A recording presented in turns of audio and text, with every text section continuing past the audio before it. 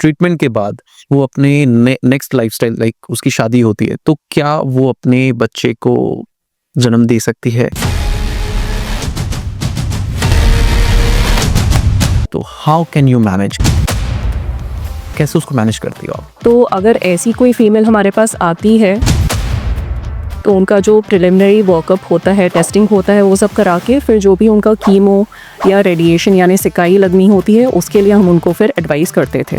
क्या हमारा medical science इतना आगे बढ़ चुका है कि वो उसको अर्ली स्टेज में डिटेक्ट कर सकता है? तो इसके लिए कुछ टेस्टिंग अवेलेबल है। अगर आपने सुना हो पैप्समिया और HPV टेस्टिंग के नाम। गायनी ऑन्कोलॉजी में कौन कौन से कैंसर्स होते हैं, आप थोड़ा हमारी ऑडियंस को बताइए। तो इसमें बच्चेदानी का कैंसर यानी यूट्राइन कैंसर, ओवेरियन कैंसर यानी अंडाशय का कैंसर। वुमेन्स बहुत ज़्यादा स्ट्रेस रहती हैं, यहाँ तक कि स्मोकिंग, अल्कोहल, वो हमारी मतलब किसी भी लेडीज़ को कितना हार्मफुल कर सकता है। लोग ज़्यादातर फ्राइड फूड या जंक फूड खाने लगे हैं। करंटली लाइफस्टाइल, कॉर्पोरेट सेक्टर हो चाहे घर का हो, वुमेन्स काफ़ी ज़्यादा स्ट्रेस में आती हैं। सोचिए जो IT सेक्टर वगैरह में काम कर रहे हैं उनका यूजुअली सेडेंट्री लाइफस्टाइल होता है। ज़्यादातर टाइम वो बैठे रहते हैं, स्क्रीन के सामने होते हैं, स्ट्रेस में होते हैं। इन सब कारणवश क्या होता है, एक तो ओबेसिटी का इंसिडेंस जो है इंक्रीज़ हो रहा है। दूसरी चीज़ है स्ट्रेस का एक फैक्टर, बहुत इंपॉर्टेंट फैक्टर। कौन कौन से ऐसे सिम्टम्स हैं जो इंडिकेट करते हैं किसी भी फीमेल के like ovarian and uterine cancer को? यानी कि महिला जो है उसको खाना जो है खाने के बाद पेट लगता है कि फूल गया है, गैस या एसिडिटी की प्रॉब्लम होती है। एंडोमेट्रियल कैंसर बढ़ता जा रहा है, ये क्या होता है, आप थोड़ा हमारी ऑडियंस को बताइए। देखिए जो एंडोमेट्रियल कैंसर होता है, एंडोमेट्रियम होती है जो यूट्रस की यानी बच्चेदानी की जो इनर मोस्ट लेयर होती है उसको हम एंडोमेट्रियम बोलते हैं।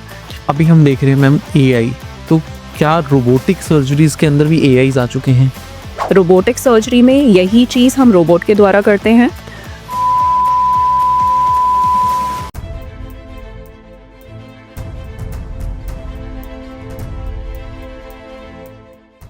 कैंसर एक ऐसा शब्द जो किसी की लाइफ को बर्बाद कर सकता है। कैंसर एक ऐसा शब्द जो किसी की फैमिली को बर्बाद कर सकता है। आज वुमेन में होने वाले कॉमन कैंसर कॉजेस के बारे में हम लोग बात करने वाले इस पॉडकास्ट के अंदर। आज हमारे special guest doctor Anjali Jain, एक leading gynae oncologist in Delhi NCR। So welcome ma'am. Thank you Karan.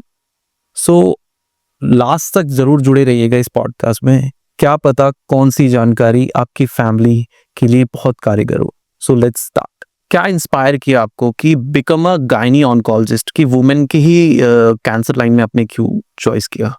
सो मैं आपको बताना चाहूँगी कि because I am a gynaecologist, so मैंने काम किया है गवर्नमेंट सेटअप्स में भी काम किया है, कॉर्पोरेट हॉस्पिटल्स में भी काम किया है, सबब एरियाज़ में और मेट्रो सिटीज़ दोनों में ही काम किया है। यूजुअली मैंने देखा है कि गवर्नमेंट मेडिकल कॉलेजेस में हमारे पास जो पेशेंट्स आती थी वो यूजुअली जब भी कैंसर्स में आती थी एडवांस स्टेजेस में आती थी, बिकॉज ना उनके घर वालों को पता ही नहीं होता था कि कब दिखाना है, लक्षण क्या है, कैंसर हो सकता है, इन सब चीज़ों के बारे में उनको बहुत ज़्यादा कुछ आइडिया नहीं होता था। जो फीमेल्स आती थी वो इतनी ज़्यादा पेनफुल कंडीशन में आती थी, उनको देखकर मुझे लगता था कि इनके लिए कुछ ना कुछ तो डेफिनेटली करना चाहिए। इस चीज़ को देखते हुए डेफिनेटली मुझे इंस्पिरेशन मिली कि मैं गायनिकोलॉजिकल कैंसर्स में स्पेशलाइजेशन करूं और इन फीमेल्स के लिए कुछ करूं। आपने बात करी मेट्रो सिटीज़ की, बट आजकल हम लोग देख रहे हैं कि विलेज एरियाज में भी इसकी जो वुमेन कैंसर्स हैं वो बढ़ते जा रहे हैं। तो अगर वो विलेज एरियाज में से अगर कोई पेशेंट आपके पास आता है तो हाउ कैन यू मैनेज, कैसे उसको मैनेज करती हो आप?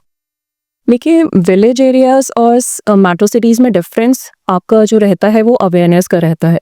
जो फीमेल्स होती हैं उनके लिए हेल्थ जो फैसिलिटीज़ होती हैं इतनी एक्सेसिबल नहीं होती हैं, राइट। वो अवेयर नहीं होती हैं सिम्टम्स के बारे में, क्या स्क्रीनिंग टेस्ट हैं, क्या टेस्टिंग कराई जा सकती है जैसे कि कैंसर्स को अर्ली स्टेजेस में डायग्नोस कर सकते हैं। अगर यूजुअली मेरे पास जब मैं सबब एरिया में काम कर रही थी जो लेडीज़ आती थी, usually cervical cancer is the most common over there, right. Cervical cancer यानी गर्भाशय ग्रीवा का जो कैंसर होता है, ज़्यादातर महिलाएं उस कैंसर के साथ हमारे पास आती थीं और ज़्यादातर महिलाओं के कैंसर जो होते थे एडवांस स्टेजेस में होते थे।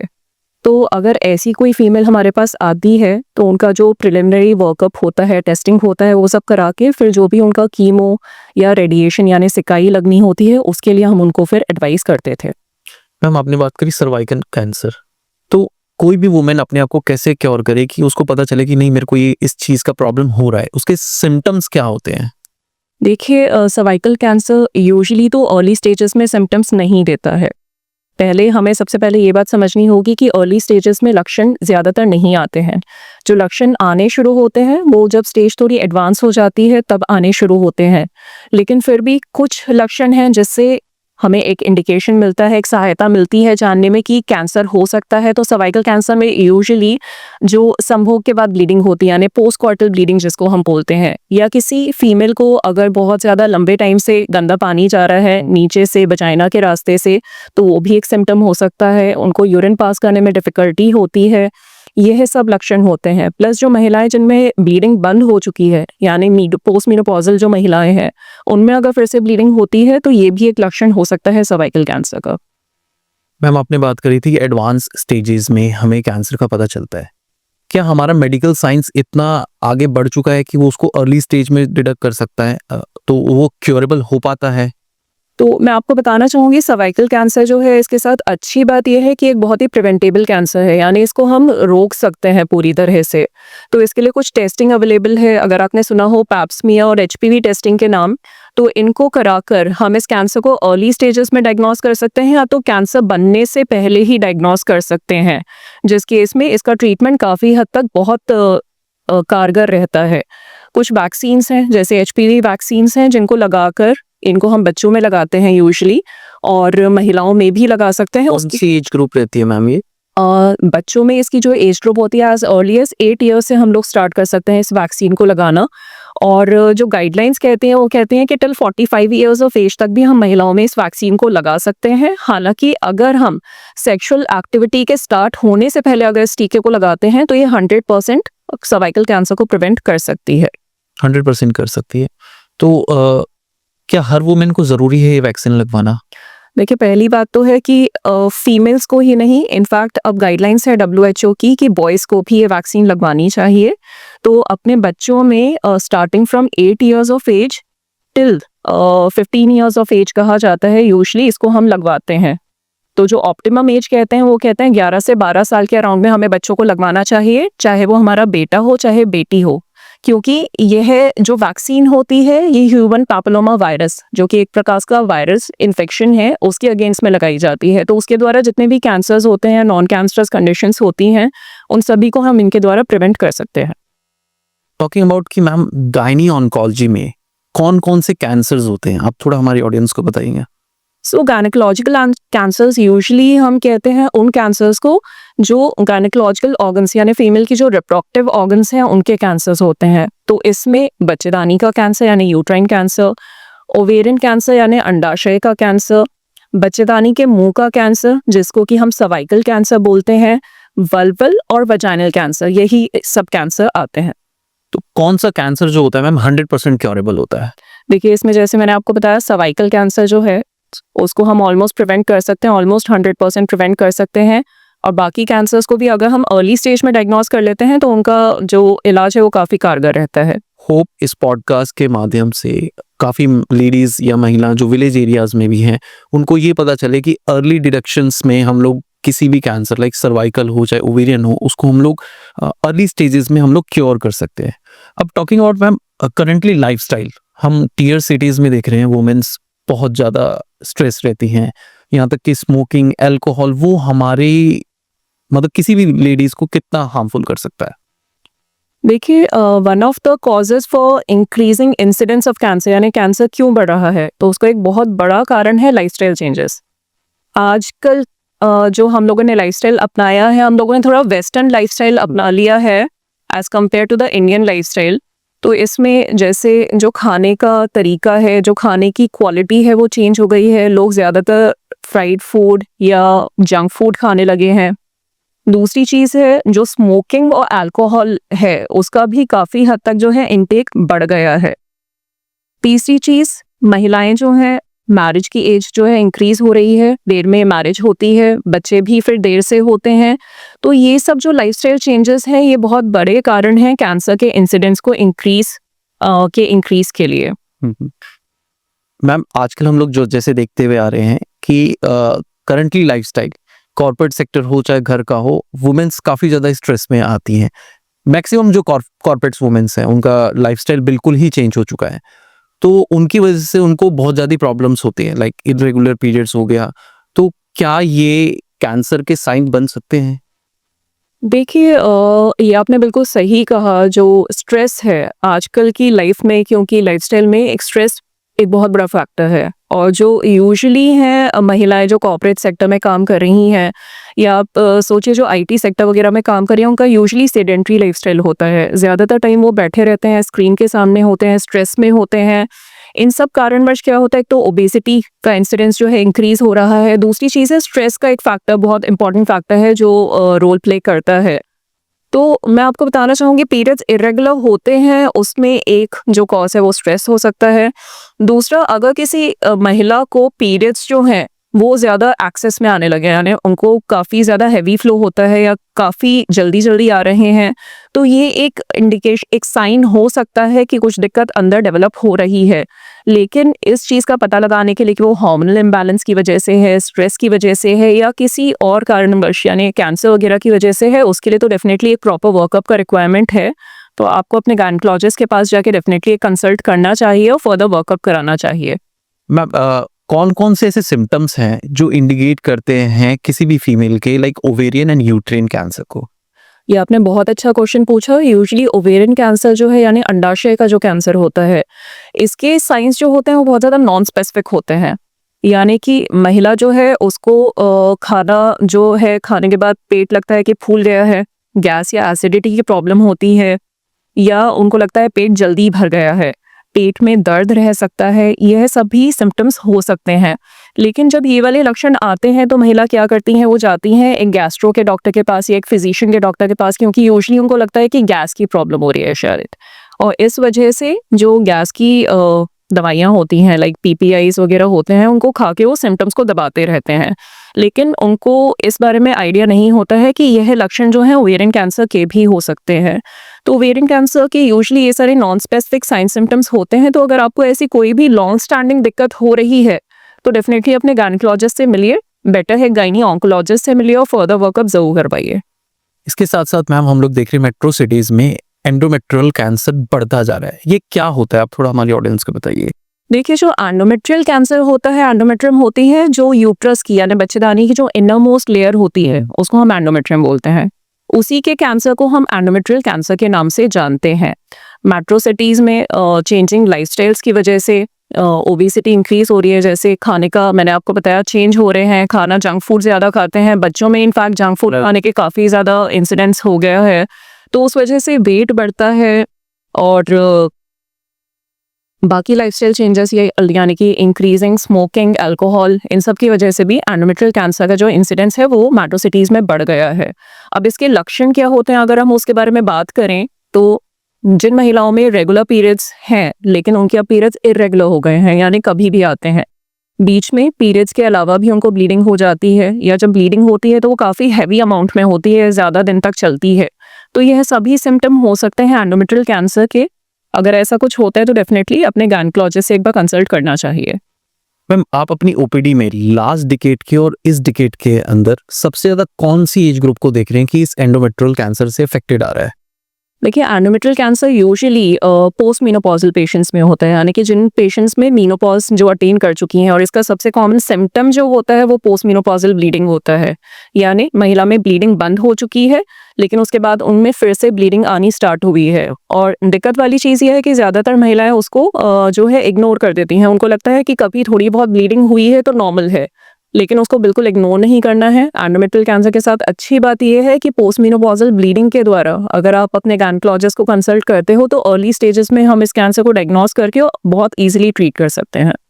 अगर मैम ये किसी कोई भी ओवेरियन हो गया, यूट्राइन हो गया, सर्वाइकल कैंसर, अगर किसी यंग पेशेंट्स में अगर वो हो जाए और उसके बाद अगर उसकी वो लाइफस्टाइल ट्रीटमेंट के बाद वो अपने नेक्स्ट लाइफस्टाइल उसकी शादी होती है, तो क्या वो अपने बच्चे को जन्म दे सकती है कि वो बिल्कुल डेड हो जाता है वहाँ पे? देखिए, अब इसमें रोल आता है फर्टिलिटी प्रिजर्वेशन, राइट। सो अगर जैसे हम अगर बात करते हैं सर्वाइकल कैंसर की, सर्वाइकल कैंसर अगर हमने अर्ली स्टेज में डायग्नोस किया है, सर्वाइकल कैंसर में कुछ pre invasive pre cancerous stages भी होती हैं, दैट इज कैंसर डेवलप होने से पहले की स्टेजेस। अगर उसमें हमने डायग्नोस किया है पेशेंट को तो कुछ प्रोसीजर्स होती हैं, जैसे लीप होता है, कोनाइजेशन होता है, जिसमें कि हम बहुत ही छोटा सा पार्ट नीचे से सर्विक्स का निकाल देते हैं, और उसके बाद प्रोबेबिलिटी रहती है कि पेशेंट फ्यूचर में भी प्रेग्नेंट हो सकती है, बच्चों को जन्म दे सकती है। एंडोमेट्रियल कैंसर और एंडोमेट्रियल कैंसर में भी कुछ होती हैं स्टेजेस जो बिल्कुल अर्ली वाली स्टेजेस होती हैं, उसमें भी हार्मोनल ट्रीटमेंट के द्वारा हम लोग कैंसर को क्योर कर सकते हैं और फ्यूचर में महिला प्रेग्नेंट हो सकती हैं। रिगार्डिंग ओवेरियन कैंसर, तो इसमें भी हम फर्टिलिटी प्रिजर्वेशन कर सकते हैं। अगर एक ही ओवरी अफेक्ट हुई है तो उस ओवरी को निकालकर हम यूट्रस को प्रिजर्व कर सकते हैं और बाकी अपना स्टेजिंग प्रोसीजर करके फ्यूचर में महिला प्रेग्नेंट हो सकती हैं। मैम, आप अपनी ओपीडीज में देखते होंगे कि यंग पेशेंट को अगर कैंसर डिटेक्ट हो जाए तो उसकी फैमिली और उसको आप कैसे मोटिवेट करते हैं, क्योंकि कैंसर एक ऐसा वर्ड है कि किसी को भी हिला के रख सकता है। देखिए, this is a fact, cancer जो होती है ग्रेव डायग्नोसिस होती है। हालांकि साइंस ने इतना एडवांस कर लिया है कि आजकल कैंसर का अभी क्योर है, but in spite of that जब आप पहली बार सुनते हो कि कैंसर हुआ है हमें, तो डेफिनेटली आप डर जाते हो। और उस टाइम पर काफ़ी फीलिंग्स होती हैं जो आती हैं पेशेंट के अंदर। एक सबसे पहली फीलिंग आती है रिजेक्शन की फीलिंग, वो एक्सेप्ट ही नहीं करता है कि उसे कैंसर हुआ है या हो सकता है, क्योंकि कई पेशेंट्स में कुछ सिम्टम्स होते ही नहीं हैं, एक इंसिडेंटल डायग्नोसिस हो जाती है। तो ऐसे केस में पेशेंट को सपोर्ट करना, मॉरल सपोर्ट देना और फैमिली को मॉरल सपोर्ट देना बहुत ज़्यादा ज़रूरी होता है। तो मेरी ज़्यादा से ज़्यादा कोशिश यही रहती है कि मैं पेशेंट को आराम से बिठा के, फैमिली मेम्बर्स के साथ में बिठा के उनको समझाऊं कि हमारा ट्रीटमेंट कोर्स आगे क्या रहेगा। थोड़ा सा उनको साइकोलॉजिकल सपोर्ट भी हम लोग देते हैं, साथ में we have got a psychological support के लिए डिपार्टमेंट अलग से रहते हैं, काउंसलर्स रहते हैं, हम उनके पास भेजते हैं। वो भी उनके साथ बैठ के टाइम देते हैं, उनको समझाते हैं कि आगे क्या कोर्स ऑफ एक्शन रहेगा, ट्रीटमेंट के क्या साइड इफ़ेक्ट्स होते हैं, आप क्या एक्सपेक्ट कर सकते हो अपने ट्रीटमेंट से, इन सब के बारे में हम लोग बताते हैं।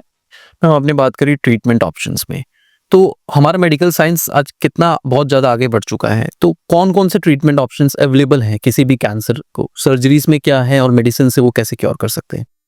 देखिए, अब ये बहुत ज़्यादा वाइड स्कोप है एक्चुअली, क्योंकि कुछ कैंसर्स होते हैं, अब गायनेकोलॉजिकल कैंसर्स में भी मैंने आपको बताया काफ़ी तरह के कैंसर्स हैं, जिनमें कुछ कैंसर्स हैं जो अलग अलग स्टेज वाइज सबका ट्रीटमेंट डिवाइडेड रहता है।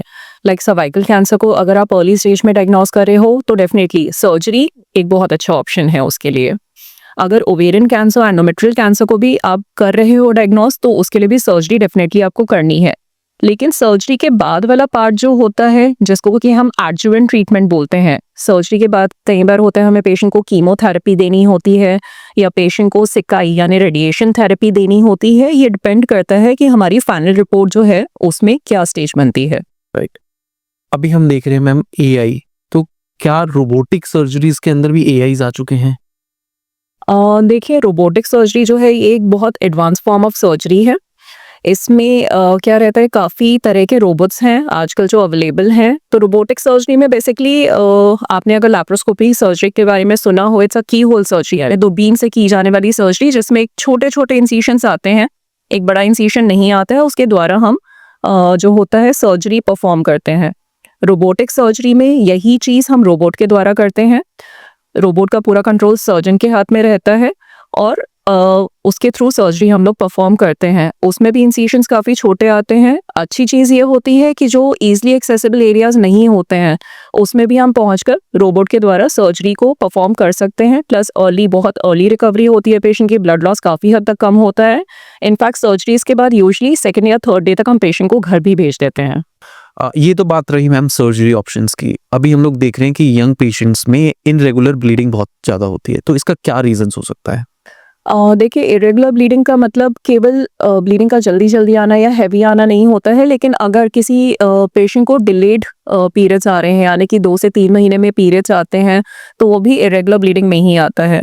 तो जैसे आपने नाम सुना होगा पीसीओडी का, पीसीओडी, राइट, तो आजकल सबसे ज़्यादा देखा जा रहा है। काफ़ी देखा जा रहा है। तो जो यंग फीमेल्स होती हैं उसमें पीसीओडी एक बहुत कॉमन कॉज है डिलेड साइकिल्स के लिए। और बाकी इसके अलावा कुछ हार्मोनल कॉजेस हो सकते हैं।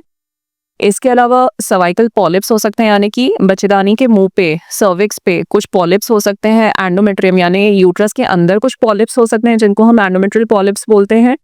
या फिर यूट्राइन फाइब्रॉइड्स भी इसका एक कॉज होता है। यूट्राइन फाइब्रॉइड्स भी एक बहुत ही कॉमनली देखे जाने वाली कंडीशन है महिलाओं में।